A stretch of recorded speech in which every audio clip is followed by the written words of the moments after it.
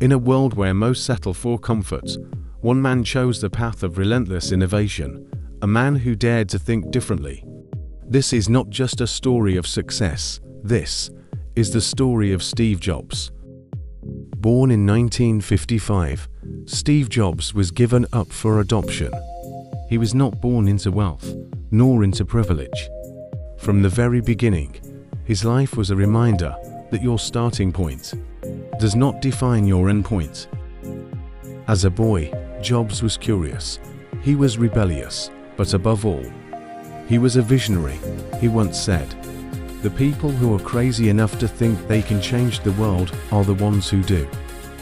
In a garage in California, a young Steve Jobs, alongside Steve Wozniak, started what would become Apple Inc. They had no money, no roadmap, just a vision and obsession with perfection.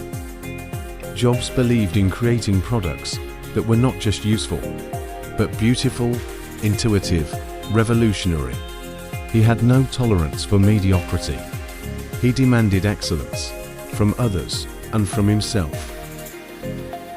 But life wasn't always kind. In 1985, the board of Apple, the company he helped create, fired him. Can you imagine that? To be thrown out of your own company. Most would quit, most would vanish, but Jobs, he used the setback as fuel. He once said, "I didn't see it then, but it turned out that getting fired from Apple was the best thing that could have ever happened to me." In exile, he founded Next, bought Pixar, changed to industries in the process. While others saw failure, he saw opportunity. While others gave up, he leveled up. And then, he returned. In 1997, Apple was on the verge of collapse. And Jobs, he resurrected it. The iMac, the iPod, the iPhone, the iPad. Each launch, not just a product, but a cultural moment. Jobs redefined how we listen to music, how we communicate, how we live. He didn't just sell gadgets, he sold dreams.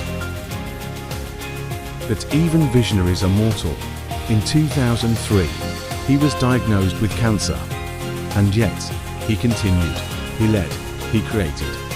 Until the very end.